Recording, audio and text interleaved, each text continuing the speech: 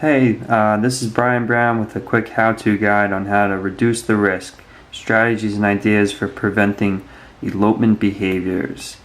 Okay, so one of the first things to consider when discussing elopement is that it is a behavior, and with behaviors that they're treatable in the sense that it's something that an individual displays to relay a message.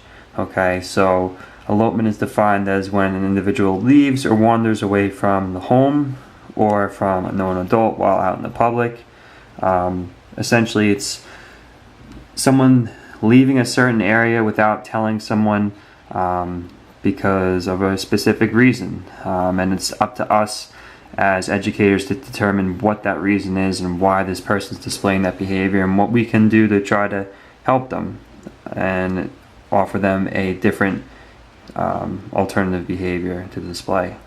Okay, so when discussing elopement and behaviors, you want to try to understand them, and the best way to do that is to follow the behavior model, simple ABC, antecedent, behavior, consequence. So again, antecedent is what you want, okay, or what is being done beforehand to try to get the appropriate target behavior. But in the case of someone who's displaying a problem behavior such as elopement, what they might be doing, right, the behavior may be something that we don't exactly want right away for them because it's endangering their well-being.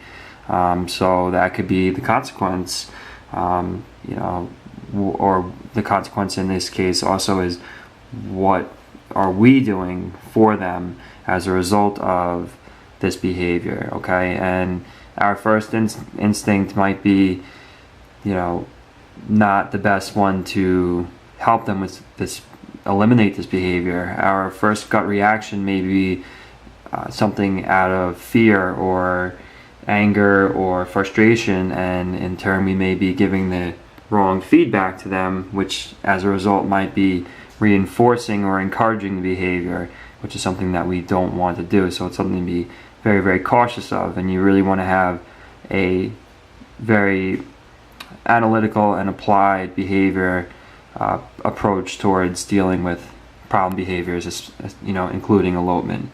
Okay. So next is how we're going to build our wall of defense here. Okay.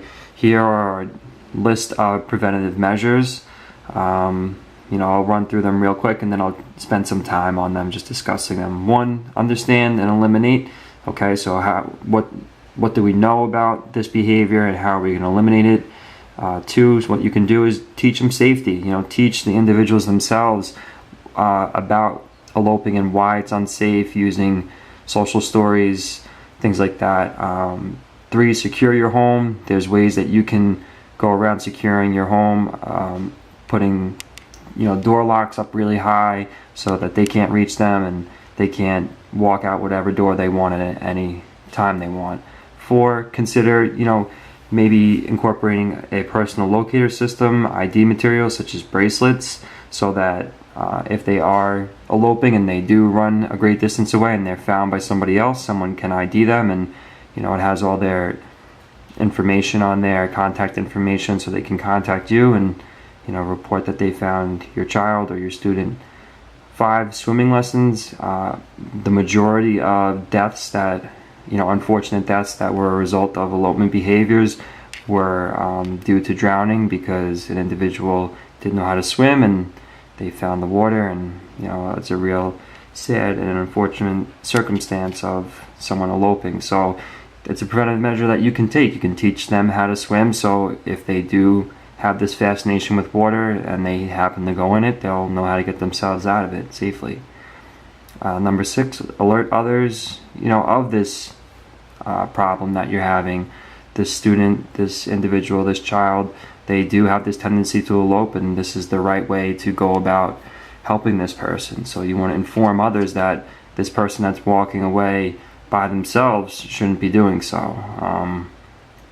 And a little game that you can kind of play with family members and friends, or fellow faculty members, you know, in the event of a highly populated situation, whether it's a family party or if it's like in a school assembly or a school event or something, it's called tag you're it. So it's, you know, it's kind of almost like you're passing the buck along, but everyone in this case is really taking hold of the responsibility of the child and their behavior, and so you are passing along the responsibility of that child onto the next faculty member, family member, whoever it may be, and letting them know, hey, you are now in charge of this person. So tag you're in charge.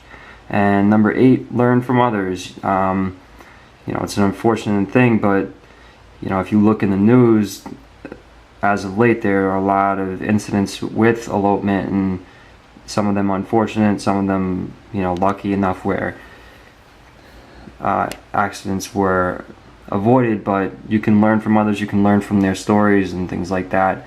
And last but not least, don't have a false sense of security. You know, you may have everything all figured out, but this person is going to learn, they're going to grow, and their skills are going to improve, and their abilities are going to improve, and that may mean that they might become a better wanderer or a better eloper. So you have to always be on your toes, and you have to always assume the worst in this case, that this person, you know, may figure it out and has the potential to elope and hurt themselves. So these are your preventative measures, and these are your strategies on how to prevent elopement behaviors. Thanks very much, and have a good night.